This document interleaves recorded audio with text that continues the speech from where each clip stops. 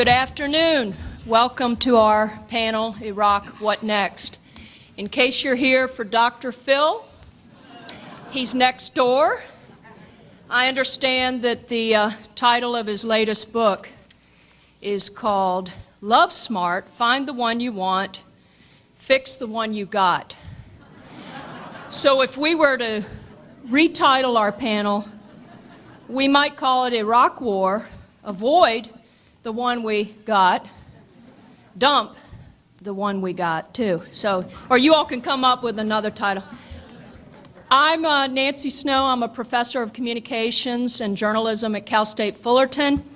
I'm also a senior research fellow and adjunct professor at USC Center on Public Diplomacy. In fact, one of my colleagues is here today, Bob Scheer. My latest book is The Arrogance.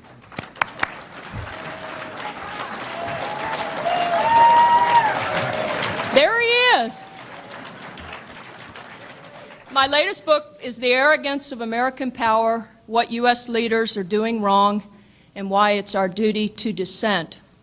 I'm privileged to be on a panel with these outstanding investigative reporters, several of whom have seen war and conflict up close and very personal, and they will undoubtedly reflect on that experience today. These four are really, truly some of America's best thinkers we could possibly have discussing this subject. Let me introduce them collectively, and then I've asked them to comment briefly, about 3 to 5 minutes, with some opening thoughts about what we can anticipate with this question, what's next? Chris Hedges, who is at the far end.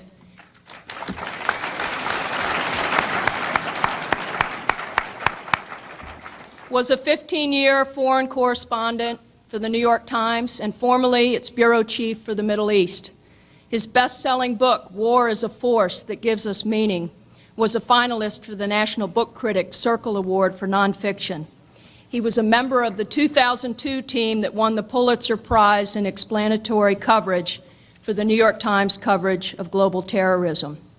On May 17, 2003, 2 weeks after Bush's mission accomplished speech aboard the USS Lincoln, Chris Hedges delivered a commencement address, I'm sure many of us will remember, at Rockford College in Rockford, Illinois, and I wanted to remind him what he said then, see if it applies today.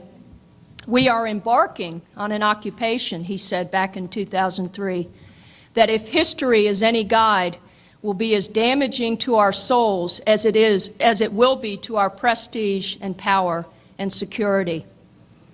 Hedges has described war as the most potent narcotic invented by humankind. His other books include What Every Person Should Know About War, Losing Moses on the Freeway, and his latest book, American Fascists. T. Christian Miller, the second person down the line here, is an investigative reporter for the LA Times. He was the only journalist in the U.S. dedicated exclusively to covering the Iraqi reconstruction.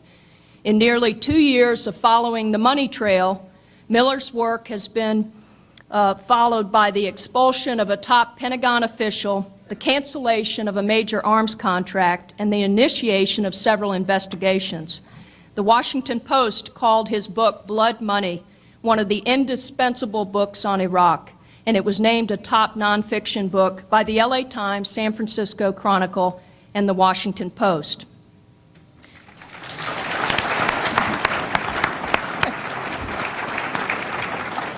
William Langewiesche is the author of 5 previous books, including American Ground, which was voted one of the best books of the year by the New York Times, San Francisco Chronicle, Boston Globe, LA Times, and Publishers Weekly. He is currently international editor for Vanity Fair and was for years a national correspondent for the Atlantic Monthly. His current book, which you'll be able to sign, is The Atomic Bazaar, The Rise of the Nuclear Poor. Welcome.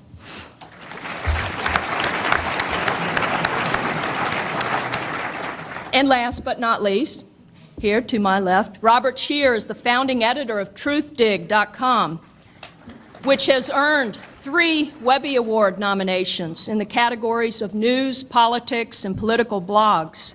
Scheer said we're one of the few sites that actually pay to send journalists around the world to places like Afghanistan, Iraq, and Gambia to cover stories. He's thrilled to be nominated in the news category alongside the BBC, NPR, Reuters, and Salon.com. Scheer has covered presidential politics for the LA Times for 30 years. He's the author of 6 books, including With Enough Shovels, Reagan, Bush, and Nuclear War, and America After Nixon, The Age of the Multinationals, co-author of The 5 Biggest Lies Bush Told Us About Iraq, and his latest is Playing President. He is a clinical professor of communications at the Annenberg School at the University of Southern California.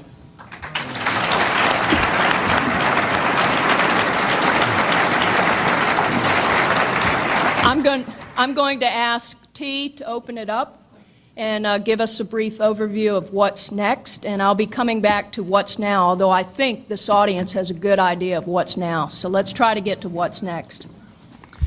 Good afternoon, and I wanted to thank everybody for coming. We were talking backstage here about what is there left to say about Iraq, since so much is known about it, and I think the presence of so many people here shows that there's still a lot of unanswered questions, and people really have Iraq still on their minds.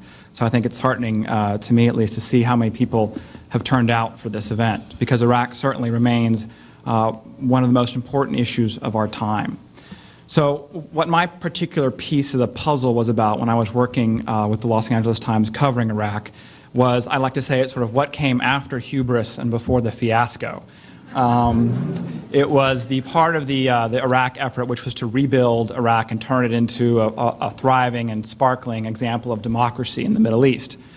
I think there was some $50 billion at this stage of the game has been spent on that effort, and I think you only need to look over at Iraq right now to see how much of that was well-spent money.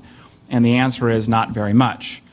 What the Bush administration did is they turned over the mission of the reconstruction of nation building to private companies, to private multinational companies. And I compare it often to saying, well, what if the Pentagon had turned over the invasion of Iraq to only private mercenaries? That would have never occurred.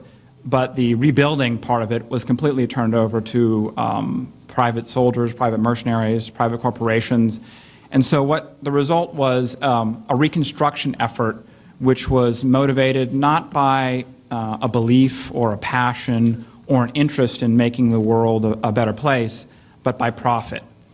And the results were very little. Even Iraq today, the amount of money that's been spent has not delivered electricity to Iraq. It hasn't delivered oil production to Iraq. Iraq remains a miserable place to live and be and exist.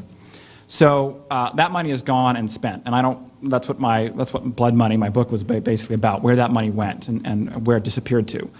The topic of the panel today is what's next in Iraq, and at least on my part of that question, which is how do you build, or is there any chance left to do nation building, to do democracy building?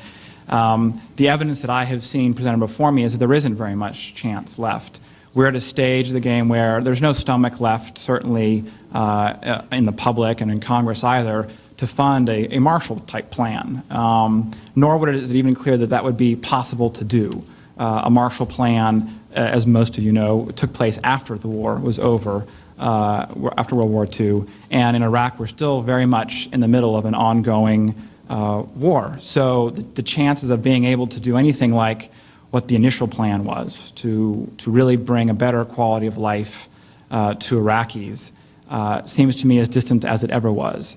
And there doesn't look like there's going to be any change in that until and unless there's some settlement of the fighting in Iraq. And I can't say that there's any clear signs that's going to happen anytime soon. So I just wanted to open up on that hopeful note and turn it over to our next speaker. William? Well, listening to T here, it's a voice of experience. I would say that among all of the errors and assumption that Americans made, and I don't just mean the U.S. government, I mean Americans collectively made about Iraq. We now know, I'm sure everyone in this audience knows what many of them were. that we would have the military ability to deal with an insurgency, for instance. We all know this was false. But the one thing that I have not seen Americans really waking up to, and that pertains to Iraq and the future of Iraq, is this question of democracy. I mean, there seems to be an assumption that Iraqis only still need to become reasonable, to become educated, to learn the advantages of democracy, and to lay down their weapons and stop killing each other. And that this is something which could be perhaps still taught to the Iraqis. This has always been false, in the sense that, in my experience in Iraq over the years, the Iraqis are fairly well-educated people. It's especially in Baghdad, largely a middle-class society, well-read, despite the restrictions of Saddam's regime. They knew and know very well what democracy is about. They understood it from the beginning. They understood also the limitations of democracy within Iraq.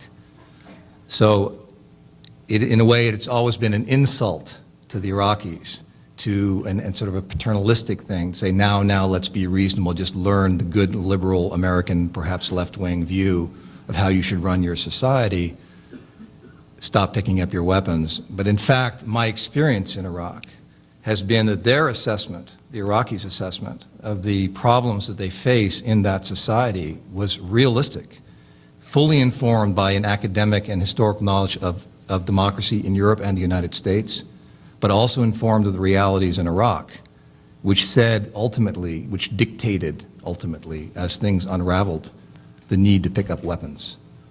So there is a reason for war, often, and in Iraq there's a reason for war today, an atomized reason. It's terrible and tragic, but it is not something that's going to go away. And as far as the United States goes, I think obviously there's really no solution for the United States. We've made a terrible error. Our leaders did, and our people did when they re-elected those leaders. And we have no choice but to continue in one way or another to pay for those errors collectively. It is all of our responsibility to continue to pay for the error. In the future, it would be desirable if we could find a way not to do this again. And it's difficult because we're not going to face exactly the same situation. We can look now at Iran, for instance, and the threat of nuclear proliferation there and the urge that does exist in American society to go to war to stop it. This is something which needs to be examined very carefully, but the examination is not an exact parallel to what happened in Iraq, and I think I'll just leave it at that. So, William, the answer to the panel question, what next, is not Iran? Well, I would assume, given the condition of our military right now and our political will, that it's probably not Iran right now. I mean, I would say that no, it's the future is not, or at least let's say it's not an attack against Iran. Now, Iran, of course, in Iraq is a different question. But I would assume that we are not going to repeat our error now against Iran. But the question is, in 5 years or 10 years, give it a generation, let's see what we do. Is there some way that we as a country can learn from this and not repeat it? Bob? Yeah, first of all, I want to say, add to my little introduction that life goes on after the LA Times, and when I was fired for opposing the Iraq War, the San Francisco Chronicle picked up my column, so I am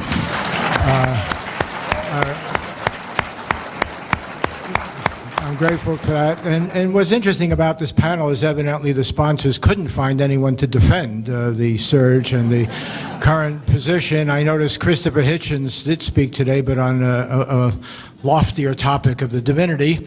And I just remember an earlier time when he told us everything would be hunky-dory because my good friend Ahmed Chalabi would set things straight, was the way he put it. And Ahmed Chalabi, you know, did not get 1% of the vote in that democratic experience. I want to say the question of what next should not be left up to panelists, as bright as they may be. It's up to the citizenry. And it's very clear there is an alternative, a very minimal alternative. It should not be watered down anymore, but it's been presented by the Congress to the President. The Congress has the right to hold the President accountable for the expenditure of funds. They've put it absolutely the minimal program of accountability before the President. If the President vetoes it, then the responsibility should be on the President, not to have the $124 billion in additional funds, which after all is not chump change. You could do a lot of good work in this country with that money. But I think this is the real test. And I think people watching this on C-SPAN or listening here today should make it a test. They should back the majority in the House and the Senate in saying this far and no further. And all they're asking of the President, it's a very much watered-down bill. It says, yes, you can continue training troops up into the future, and you can do all sorts of things, but you have to account for your progress or failure to have progress. That's all it says. And for the President to veto that would show that he doesn't want to be, in the most minimal sense, accountable, which goes to this question of spreading democracy. What kind of model for democracy have we shown the Iraqis or anyone else in the world? We have a government that has condoned torture. We have a government that has systematically lied to us. We now know from George Tenet's book, he said it was a slam dunk. He didn't mean it was a slam dunk that the case for war was accurate. It was a slam dunk that you could deceive the American public. That's his defense. And he waited until he got $4 million to tell us this after the election in a book. And it seems to me what's really involved here is the need for citizens to wake up. And wake up and say, look, you do not have adults watching the store. That's what my book, Playing President, is all about. It didn't start with this president. When Lyndon Johnson took us into Vietnam, we now know from the tapes there that he never for a day believed in that war. For a day. We know Richard Nixon, from the tapes, never believed in the Vietnam War that he escalated. Yet we know Robert McNamara, Fog of War, the documentary, never believed in Vietnam. Yet 3.4 million Indo-Chinese died in that war that they never believed in. And 59,000 American soldiers died, okay? 343 soldiers have died just this year alone, 99 in April. There's a reason to think about Iraq. And we're going to flounder on this debate, which can go on for another 10 years, and the numbers will increase. And it's always based on the idea that somehow we are the indispensable ingredient to making their lives better. We, who have lied about their country, have deceived the world, somehow we are indispensable. We're not. We are part of the problem, not part of the solution. Yes, you can give foreign aid. Yes, you can support an international effort. Yes, we can send folk singers over there to give peace a chance. You can do lots of wonderful humanitarian things. But the idea that a sane society will be developed in Iraq, let alone in the general Mideast, on the basis of American military power is false. It needs to be challenged. It needs to be challenged by the citizenry, or this will go on for another decade. So right now, what next is really up to the people of the United States, and they have got to say they've had it.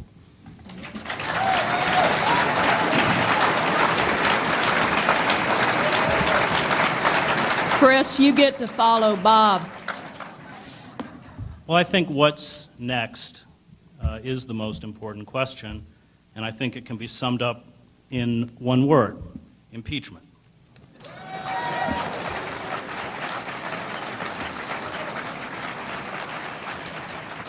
George Bush has shredded, violated, or absented Americas from its obligations under international law. He has refused to sign the Kyoto Protocol, backed out of the Anti-Ballistic Missile Treaty, tried to kill the International Criminal Court, walked out on negotiations on chemical and biological weapons, and defied the Geneva Convention and human rights law in the treatment of detainees. Most egregiously, he launched an illegal war in Iraq based on fabricated evidence we now know had been discredited even before it was made public. The president is guilty, in short, of what in legal circles is known as the crime of aggression. And if we as citizens do not hold him accountable for these crimes, if we do not begin the process of impeachment, we will be complicit in the codification of a new world order, one that will have terrifying consequences. For a world without treaties, statutes, and laws is a world where any nation, from a rogue nuclear state to a great imperial power, will be able to invoke its domestic laws to annul its obligations to others. The new order will undo 5 decades of international cooperation, largely put in place by the United States, and thrust us into a Hobbesian nightmare. We must not allow international laws and treaties, ones that set minimum standards of behavior and provide a framework for competing social, political, economic, and religious groups and interests to resolve differences, to be discarded. The exercise of power without law is tyranny, and the consequences of George Bush's violation of the law, his creation of legal black holes that can swallow us, along with those outside our gates, run in a direct line from the White House to Abu Ghraib to Guantanamo. George Bush, we now know from the leaked Downing Street memo, fabricated a legal pretext for war. He decided to charge Saddam Hussein with the material breach of the resolution passed in the wake of the 1991 Gulf War. He had no evidence that Saddam Hussein was in breach of this resolution. And so he and his advisors manufactured reports of weapons of mass destruction and disseminated them to a frightened and manipulated press and public. In short, he lied to us and to the rest of the world. There are tens of thousands, perhaps a few 100,000 people who have been killed and maimed in Iraq because of a war that has no legal justification, a war waged in violation of international law. The grief visited on American and Iraqi families demands that we as citizens begin the process to restore the rule of law.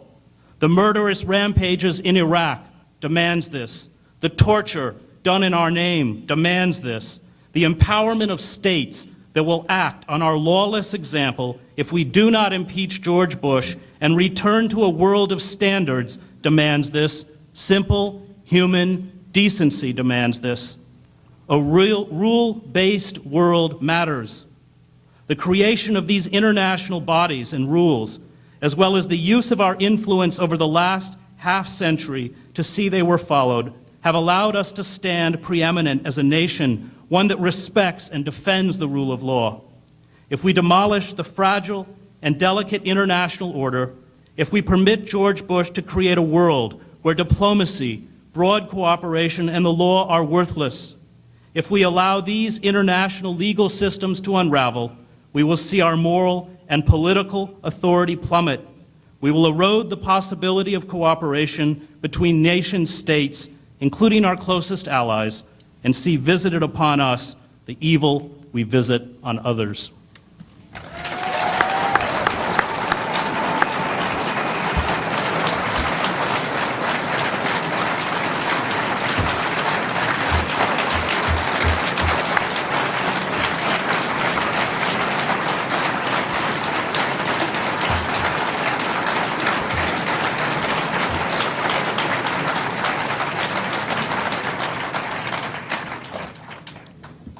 Is Dr. Phil available? I wanted to, you mentioned, Bob, George Tenet, and I understand that when comparing himself to President Bush, he explained the slam dunk comment. He said, we sometimes say things from our gut, whether it's his bring 'em on or my slam dunk. So I'm wondering what role maybe language has played in rhetoric here. And Karl Rove, in a question and answer period a few weeks back at a speech to a Republican group in Ohio, was asked, whose idea was it to start this preemptive war in Iraq? Does anybody remember what he said? I think it was Osama bin Laden's. Remember him? So if you want, I can play the role of the other side, but I think there's some consensus here. Although I would like to ask a question, and what next after Bush, for the second time in his administration, will veto the spending bill? What next after that? I mean, it's coming this week. Well, okay. First of all, the Tenet book, as far as one can tell from reading in the advance of the 60 Minutes interview and the New York Times account, he goes much further. He said this administration never seriously evaluated the evidence, never seriously debated the question of whether there was a risk to our security, a connection with 9/11, a threat of the weapons, and so forth. So that's all. Any time ever again in your life when you hear someone say they must know something, they must have information, okay? There must be a reason they're doing this thing that looks quite stupid. But after all, we have an Central Intelligence Agency. We spend God knows how much money, because it's a secret figure, on gathering this information. And here's the head of the CIA who's written a book saying on the most important issue, how do we respond to 9/11? Should we go off and invade a country that had nothing to do with it, did not pose a threat to us at that time? He said never once did they debate this issue within the administration. That's a damning indictment, and I don't know how you can defend that particular devil. Let me say on the question of if Bush vetoes it, I think this is a time for the Democrats to show that representative government means something, and the few Republicans that support them. The voters spoke in the election. If democratic government means anything, the decision about war and how you wage it and how long you go with it should be one that's made by the representatives. And if they cave on this, then they don't deserve their shot at power. This is a time to tell your representatives that they should not cave on this one. They have to hold Bush accountable. They are willing to allocate what I think is an extreme waste of money, another $124 billion, say $100 billion to Iraq. Okay, but the idea that they will not insist on having guidelines for progress and accountability for the president is unacceptable. And this is a time for people watching this show or listening or so forth to speak out and let their representatives know that it's unacceptable to cave at this time. Anyone want to answer that question, where we go after he vetoes the spending bill? What was the question? The question was, given what's next this week in Washington after Bush vetoes the spending bill that was just passed by both the House and Senate, where do we go from there? Because, of course, it called for a pulling back of troops by October 1st. So if you could peer into the future, where might we be following this veto, which he's promised to do? Well, I will all speak to this, I guess, but I think Bob's basic point is that this is a political question, and anybody who has followed the politics of it knows that, at least as of right now, that there is going to be money passed that will continue this war, one way or the other, and the only way that will not occur is if there is some general grassroots movement along what Bob is suggesting, to say, no, we don't believe this should occur any longer in our names. Otherwise, that bill is going to pass and this war is going to continue. I remember not in our name, right? I mean, it sounds like there's a sentimentality that there is a collective responsibility here, that it's not a matter of Bush, Cheney, or spending, but rather that we as a nation need to take a collective sense of responsibility about what happens next. Is that what you all... Would you agree on that? Is there consensus? I, of course, agree completely with that.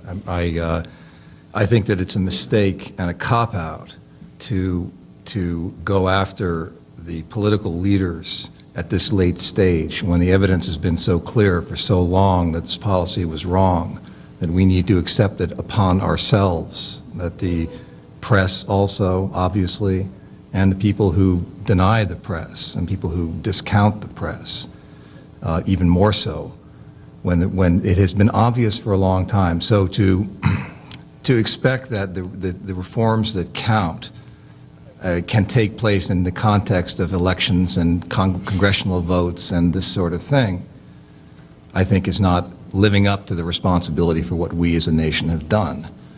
Likewise, a facile withdrawal, and God knows we'd all like to get out of there now, but a facile withdrawal is another form of a cop-out, even though there is no solution provided by staying, even though we really don't have the tools to fight this war. We can't touch the problem, but just leaving is minding our own business, so to speak, denies what it is that we have done, and we really can't deny that. We shouldn't. Chris, you want to add, and then we'll come to Bob? Well, I think part of the problem is that, we failed to grasp the fact that we're dealing with an administration that is essentially radical. It has taken Leon Trotsky's call for permanent revolution and sort of slightly corrupted it, changed it into permanent war. I think that if left unchecked, the possibility of them making strikes against Iran before the end of the administration is certainly very possible. Certainly everything is in place. We know from statements by Netanyahu and other Israeli leaders who are now saying, well, we have to wait a year and see if diplomacy works. I think that's a pretty good indication that the administration has put this on back burner. But they certainly haven't discarded it as a possibility. And as someone who spent as long as I did in the Middle East, a fair bit of time in Iran itself, a war against Iran, which would be aerial, it would use missiles and conventional bombing, would have truly catastrophic consequences within the Middle East. And I think that part of the reason that I do believe that there should be a citizens movement to call for impeachment is because we now are dealing with an administration that quite effectively has placed itself outside the law, both international law and domestic law. And if the hardline elements, we know Richard Pearl has called for this, continues to call for this, if they actually do strike Iran, that sort of rapture-like apocalyptic vision of cataclysmic violence embraced by the Christian right will come pretty close to a reality. A hit against Iran would be an open war against Shiism within the Middle East. We're already fighting a proxy war with the Shiites throughout the Middle East. Not only would it empower the Shiites within Iraq and make that cauldron of Iraq far worse, but there are 2 million Shiites in Saudi Arabia, most of whom work in the oil sector. Bahraini is Shia, huge Shia minority in Pakistan. I'm sure Musharraf would not stay in power. Hezbollah would become active in northern Israel. Iran does not have a capacity to hit the United States with conventional forces, which under international law, by the way, if we attack them, they would have a right to do. But they do have the capacity to hit Israel. Israel would strike back. The possibility of this imploding, the Straits of Hormuz shut down, oil skyrocketing, well over $100 a barrel. The Iranian government, and let's be clear, I mean, this is not a very attractive government, as of course the Iraqi regime under Saddam Hussein was not, would seek to empower any group that was willing to make strikes against us with anything from a dirty bomb to biological and chemical agents. I mean, the possibility of this, and I think that it's pretty clear from everything the panelists said, and I would agree, that if we as citizens don't begin to speak with one loud voice and call for resumption of the rule of law, not only will the war continue, but I think there's a real possibility that before the 2 years up, it could be expanded in a way that will haunt us for decades and decades. I'm going to go to Bob and then do a round of questions, and then we'll open it up. Okay, let me just say, I want to just deal with, clearly the critical question is, can we leave and is that immoral and so forth. And I think, I don't know if the word is wasted, but I certainly spent a lot of my adult life on this kind of argument in relation to Vietnam. And it just year after year, the first time I went to Vietnam, there were 13,000 troops, and then there were 500,000. We, by the way, have as a percentage of the population, and if you put the contractors in, more troops now in Iraq than we did at the height of Vietnam. But we were always told progress was around the corner, et cetera, et cetera. When all of those arguments failed and all of the lies were exposed, we were told, well, but there's a basic moral argument. You can't just leave them. And the assumption is other people will make their history in a way that's less appealing than we will make it for them. This was the argument that Graham Greene challenged in his Quiet American, that classic book on American hubris. The fact is, we make a mess of it. We make a terrible mess of it. And our predictions don't turn out to be true, and no one goes back and examines it. What was the great fear if we just get out of Vietnam? And we got out under the most ignominious of circumstances. We could have had a negotiated withdrawal. We could do that now. We can get out of Iraq over a year-and-a-half period in an orderly way. We can do what the Baker Commission said and bring in the Syrians and the Iranians and the Saudis, all of whom are asking us to leave. You know, we could do it in an orderly way. We probably won't, and so 5 years from now, we'll be lifting people from the roofs near the embassy as we did in Saigon. We didn't accept all those alternative plans. No one ever went back and looked at the predictions of what would happen after we killed 3.4 million people. What happened? Did the dominoes fall? Did they conquer all those free nations? No. Red Vietnam and Red China went to war over long-standing border disputes, okay? And what are they at war about now? Space and Costco and Walmart. Two communist governments. Yet this country was traumatized for decades. Politics destroyed, our treasury wasted, lives of the young ruined over these predictions we can't just get out. And that's the same garbage that we're hearing now. We have not the wisdom, we don't understand the language, we don't respect the history. We are not on the side of the angels in that region by any means. We do care about the oil and exploiting it. Our contractors have ripped them off every which way to Sunday. That's what's going on with this reconstruction. There are industries in this country that benefit from war. There is a military-industrial complex that wants to keep the state of tension going in the world. Most Americans don't benefit. Most Iraqis don't benefit. So what I'm asking for is, yes, let's get out. You can get out in a negotiated way. You can involve your allies, which we didn't do. You can involve the French, who have some experience, and you'll get the English to play a more vital role in the Germans. You can use international force. You don't leave at 9 o'clock tomorrow morning. But the principle which is established in that House and Senate resolution is that we are going to get out. And I don't understand the argument that says that somehow we are the essential ingredient to their well-being. It's like you break into a house, you rape the people in it, you steal their treasure, and then you say, but we can't just go now. Oh, boy.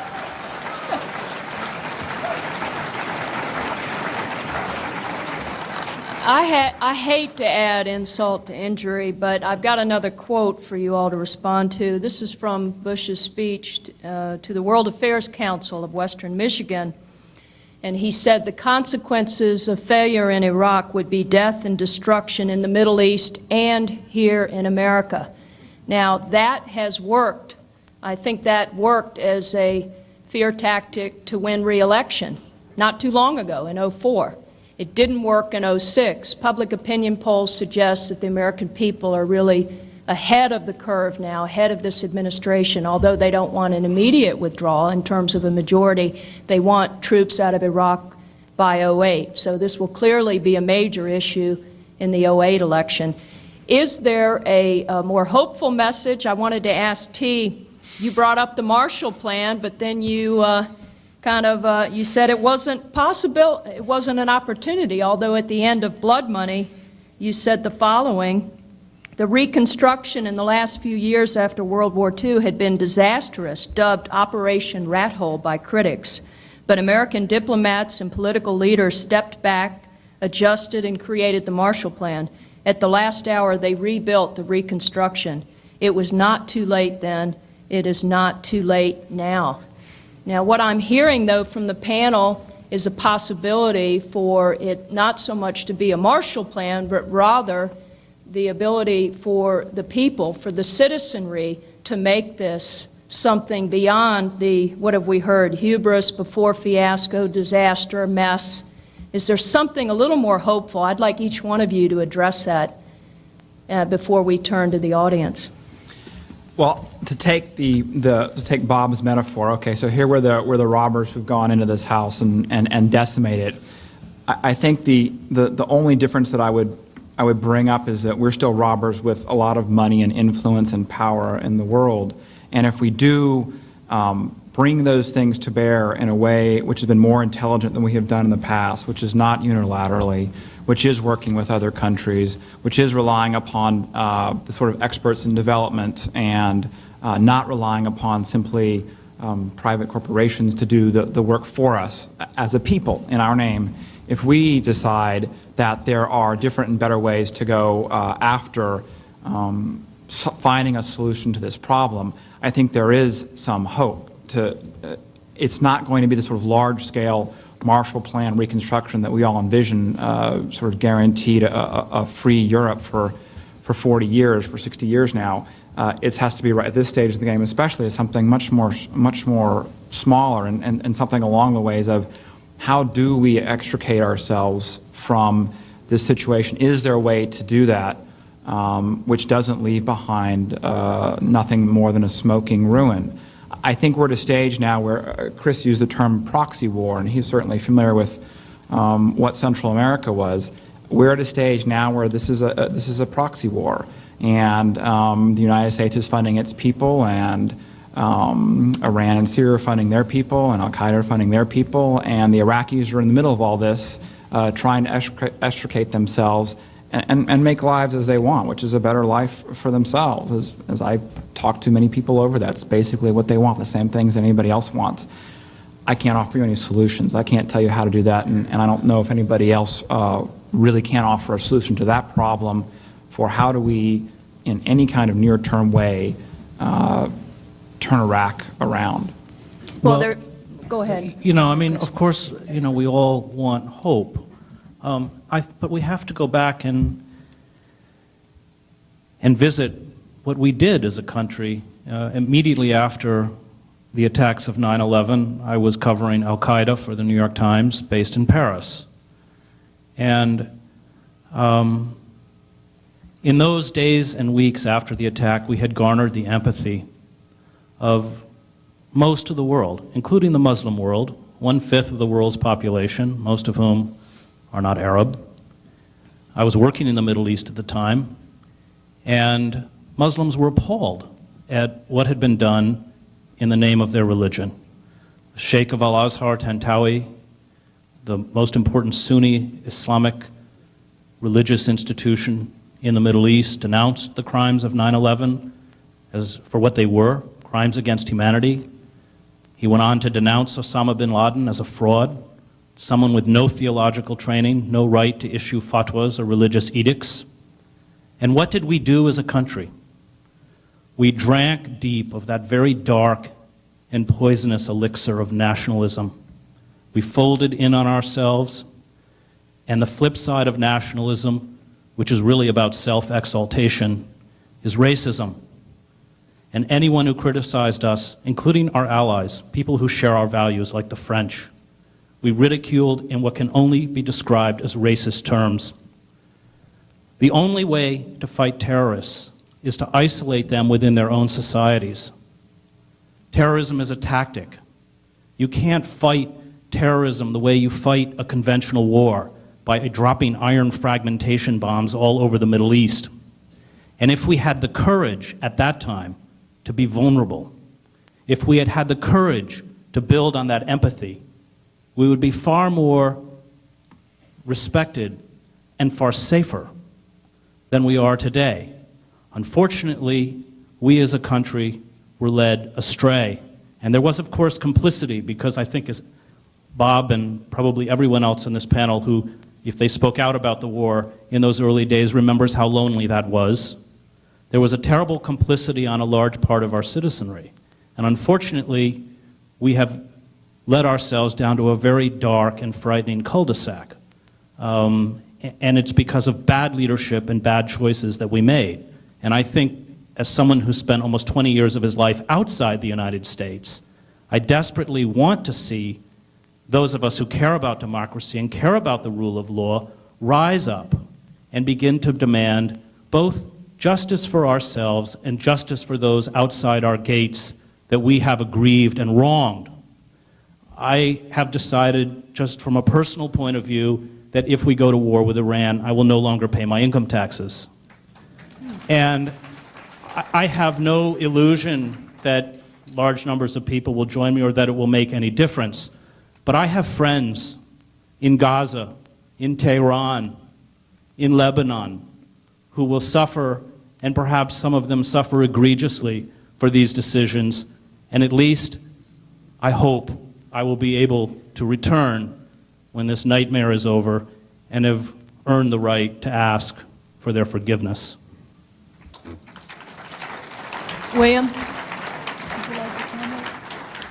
As far as what might be, what possible positive outcome we might see in Iraq, none. As far as I can't see any on the street. I mean, my sense for the streets precludes the positive outcomes, no matter what we do. That doesn't mean we shouldn't try to do it. It doesn't mean that we don't have a responsibility, at the very least, to pump a lot of money into that mess. We cannot just abandon it, but the chances of something good coming out of this, no. Not for a long time. Time, of course, history, there will be a solution. Peace will come to Iraq. We know that after much suffering. But I have no idea what that peace, I think no one can now know what that peace will look like. And I doubt very much whether we can have much effect on it. Yeah, I just want to say I am very hopeful, and the reason is because of what I talked about before. I mean, there was a time when we were torn apart by who lost China and the demonization of one country after another, and as imperfect as they may be, it turns out, as Richard Nixon showed, we were able to make peace with the enemy, give peace a chance. It turned out to be a pragmatic, hard-headed, realistic way to look at the world. What happened with the Bush administration was the demonization of nations at will. We forgot about Saudi Arabia, even though 15 of the hijackers came from Saudi Arabia. We didn't care where they came from, how they recruited, where the money went, and so forth and so on. We picked on Iraq, which hadn't sent, to this day, a single terrorist to this country that I have heard of. We played games with this demonization. Now we can befriend North Korea. It's okay that they have a weapon and of some sort, nuclear weapon. We'll do business with them, but somehow Syria we can't work with, and Iran, forget it. We have to make war, although we've invited them to the peace talks next week, and they are coming. So I think things can change. I believe it's hard-headed and realistic to give peace and diplomacy a chance. And what happened in this administration is those ideas were derided. You know, we had this junk science, if you like, from this administration. Facts didn't matter, logic didn't matter, and all that mattered was that you could shout on some talk show, and you won the day. And people were afraid because of 9/11, so we didn't have rational analysis. You know, it's like you go to a doctor and you got a bump in your head, and he says, cut off the leg. And so we invade Iraq. Had absolutely nothing to do with 9/11. I'm hopeful because I think democracy will be advanced in this world by people in the United States showing that democracy works. That's what happened in the midterm election. That lesson will not be lost on the world. That in the most powerful nation on earth, people used the democratic system. Maybe it was late, I agree with you, and the free press was late to the table. But finally, as Mark Twain said, you know, a lie gets halfway around the world before the truth puts its pants on, but finally truth catches up. And I can think of no better argument for democratic values, for limited government, for constitutional restraint, than the fact that the U.S. Congress has finally passed a resolution holding this president accountable. I think this is an incredibly hopeful moment, and we should cheer on Pelosi and Reid and all the rest that have had the guts to do that and make sure they have popular support at this key moment. And I'd also like to add to that, look at everybody in this room today, how filled this room is, and that I see is really a message of hope that you still care about this issue and that you're willing to get involved on it. You haven't given up, as so many of my friends have. They just shrugged their shoulders. Let's go to a few questions. And again, a question only. You'll have time to speak to the authors afterwards at the South signing area, line Z. But let's briefly go to questions only. Thank you. Apropos of the topic and looking ahead to the election, the presidential election, what hope can you offer for us when, never mind the Republicans, the top-tier Democrats, as Mike Gravel so aptly put it, have all embraced the notion of wars of aggression as something they will opt for? Apropos of Mr. Hedges' point, they all embrace this. That's your question? Who would? Chris? Well, I think you raise a good point. You know, and as Bob said, there are powerful interests, remember, in this country that want this war. They're making a lot of money off it. I think it's incumbent upon all of us not to support a candidate who is not unequivocal about denouncing the war, but I think even more importantly, denouncing the kind of corporate interests and the corporate state that makes the perpetuation of war possible. And I don't see anybody in the Democratic Party who's doing that. The only person who has done that has been, sort of vilified and largely destroyed by the Democratic Party, and that's Ralph Nader. Quick question. Thank you. Yes, it's a question to Mr. Hedges and Mr. Scherer. Last year I'd asked about the Walt Mersheimer paper on the pro-Israel lobby and had pushed us to war in Iraq, and is doing the same with Iran. It's a war for Israel as a primary motive. Can I get a response from Mr. Scherer this year at least? And Mr. Hedges, you'd mentioned Richard Pearl. He's part of the Jewish Institute for National Security Affairs. And if you read the new biographical book about Colin Powell, Listen. Karen DeYoung says the Jinza crowd's in charge of the Pentagon. The Washington Post editor, Karen DeYoung. Why are we talking about this? Mr. Scherer, you can answer this year Look, about the I'm the Mersheimer Walt paper? moderator, and I want you to please sit down. Answer. Oh, I should answer. In the words of Ronald Reagan, I paid for Let me this just microphone. fortunately, in the latest Wolfowitz affair, the Jews have been absolved of responsibility since he has a Muslim lover who was very instrumental in this. And I think when we look at my view on the neocons is with friends like that, Israel doesn't need enemies. I think anybody who thinks this kind of policy has been good for Israel or that the Israeli public would support it. I think we'd find a lot more support for what was said on this panel in the Israeli public and even indeed in the Israeli media. So I don't think the problem with the neoconservatives is some kind of pro-Israeli cabal at all. I think the problem there is that these people are, as Chris pointed out, believers in permanent revolution. And they managed to convince Bush that this was a great way of advancing his career, being more successful than his father, rejecting his handlers that his father had supplied. And in fact, I haven't said anything tonight that is really very different than what the Baker Commission came up with.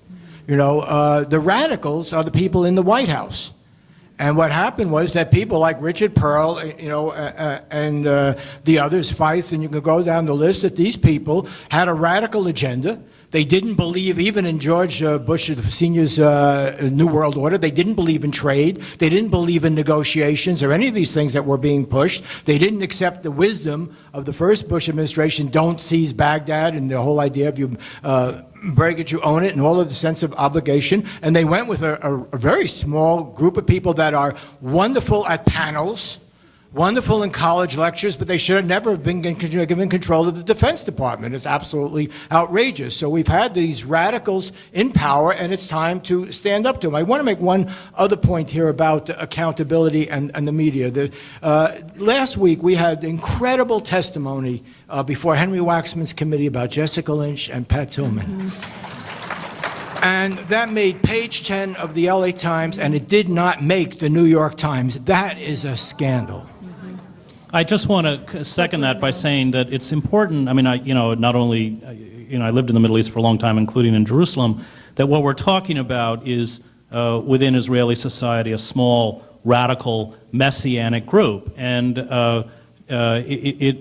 and as Bob said, I think correctly, there's far more debate and understanding, not only about the war in Iraq, but about the horrible repression meted out towards the Palestinians within Israel than there is in the United States. But what we've seen is an alliance between Messianic Jews in Israel and Messianic Christians and neocons in the United States who believe that they have been given or anointed to have a divine or have a divine or moral right to rule the Muslim world. But those people don't represent a majority of Israelis, just as I don't think these people represent a majority of Americans.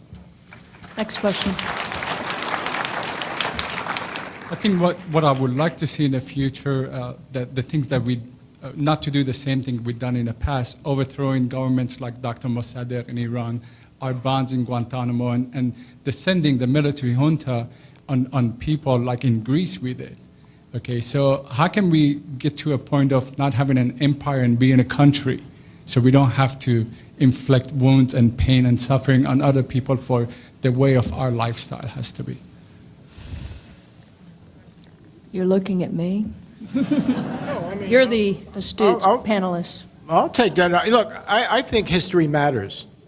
And, countries don't just become important when we invade them. and then we forget about them. I mean, who gives a damn about Vietnam unless it's the person cutting your hair or doing your nails somewhere, and they're now building their retirement home back there, and they follow it. They can read online 10 different Vietnamese papers. But fact is, for all the debate about that country, most people here don't care about what the quality of life or freedom or what have you. And I think there has to be a sense of accountability. And their lives matter, and maybe out of that we'll get some sense of respect that they may be the best people to make their own history. It won't always be a good one. I think there are times when you should intervene internationally to stop genocide, when you have broad support, know what you're doing, know your hands are clear, you're not stealing the oil, et cetera, et cetera. Yes, but in the main, I think we should be cautious in intervening. And I want to say on a personal note, I remember one of the first stories I did for the LA Times, I interviewed a guy named Kermit Roosevelt, who was sadly enough dying at that point in the hospital. His wife gave me his phone number. And I asked him, I said, could you please tell us and the readers of the LA Times how you overthrew Mossadegh? And he very cheerfully told me the story. I put it on the front page of the paper. It hasn't changed anything. We never asked the question, how, after we overthrew the last secular popular leader of Iran, do we have any responsibility for the mess that came after? Did we do anything wrong in relation to that country? You know, we never asked those questions. Take Saddam Hussein. In today's LA Times, it says Saddam Hussein was found guilty of crimes against humanity for events that took place in 1982. Does anybody point out that the crimes he was convicted for were all known before Donald Rumsfeld went over there and shook his hand and the alliance with the United States began with Iraq? You know, so there's none of the sense that you can learn from history and not repeat these mistakes, and that's what's happening right now. We've got 3 minutes, unfortunately, so. I really applaud Chris Hedges' statement calling for impeachment and wanted to ask him about the international impact this would have, because I feel we're in this death spiral between imperialism and Islamic fundamentalism, and we have to, as Bob Avakian's argued, bring forward a different way that's neither the smack world or jihad. Let me address the, the reason why I believe a citizen call for impeachment is important is because it's really a call for the restoration of the rule of law and implicitly a desire to rejoin the community of nations, which we have allowed this government to absent ourselves from in a variety of protocols and treaties and statutes that, since the end of World War II, attempted to create a rule-based world, a world where nation-states had to abide by certain standards. And I think it's extremely important for us as citizens to make our voices heard, not only within the confines of our own country, but abroad, so that people understand that there is this kind of yearning to be part of a wider community, that we can speak to other people. Right now, our country speaks to people outside our borders almost exclusively in the language of violence. And I think we have to reclaim the democratic tradition, but I really don't believe that that's going to happen unless it springs from the grassroots, because I don't see it springing out of the Democratic Party or the Congress. We have just a minute, and please, to remind you, we have all the panelists at the South signing area. Line Z, last question here. Okay, how can we get attention or get the media to pay attention to the fact that the U.S. is developing all kinds of nuclear weapons? They backed out of the treaties, and right now all we're getting is propaganda about Iran. They're developing centrifuges, but a lot of people are saying, well, they don't have the ability to sustain that for very long. They couldn't possibly develop a nuclear weapon. It would take them 10 years. Who's the I'm question wondering if for, anybody, William? For William, perhaps, Okay. because I'm wanting to know, isn't this propaganda about the nuclear development in Iran that we're being handed? I'm quite sure, having looked at this for quite a long time, that it is not propaganda, that Iran is attempting to develop nuclear weapons, and the real surprise is that it's taken them so long to do it. It's just not that hard to do. So the real question for Americans, however, and this goes back to the larger issues at hand here, is how do we react? How should we react to the acquisition of nuclear weapons by a country like Iran? Is this really something we want to go to war over? And I think the answer to that is no. And there are many reasons for that. So, but to say that Iran is not acquiring nuclear weapons is probably to play into the hands of the ultra-right, in fact. I mean, we think we should admit, okay, these guys are doing that, and they probably should do it. And then the question is, how do we react? But we should point out that Pakistan has a considerable nuclear arsenal. This administration dropped the sanctions against Pakistan. Khan, the man who was responsible for the major proliferation of weapons to Iran, North Korea, and Libya, is under house arrest. He has not been waterboarded. He has not even been seen by the CIA. So we don't care about Pakistan's weapons, but we've made a big deal about Iran's non-existent arsenal at this time. Robert, just one point on that. I mean, as far as Pakistan goes, the history of the American attitude toward the acquisition of nuclear weapons by Pakistan is often criticized by opponents of American policy. But I think you can also question whether we had any right to interfere with Pakistan's acquisition of nuclear weapons, and whether it wasn't in fact a legitimate choice by the government of Pakistan to acquire nuclear weapons. I think the criticism needs to be a bit muted by the realities of our own nuclear arsenals. Well, the weapon systems in Pakistan, Israel, and India were all built in secret. None of those countries signed the nuclear non-proliferation treaties, which Iran did. And what was the message that Iran got? Those are, of course, three of our major allies. The message was, don't abide by the treaty, and you better get the bomb as fast as you can.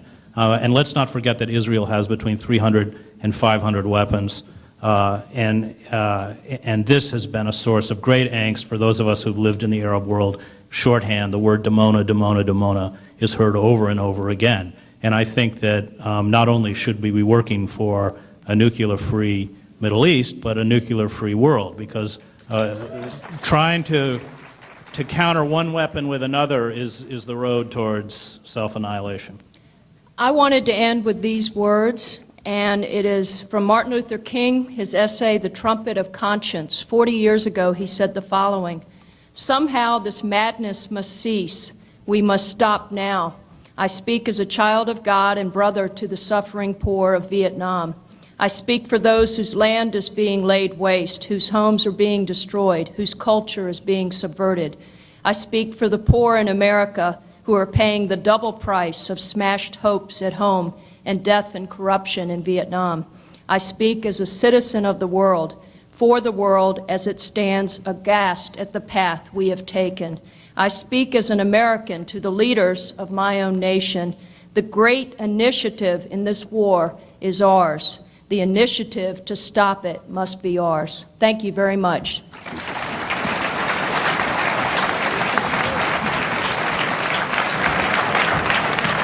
Thank you, panelists.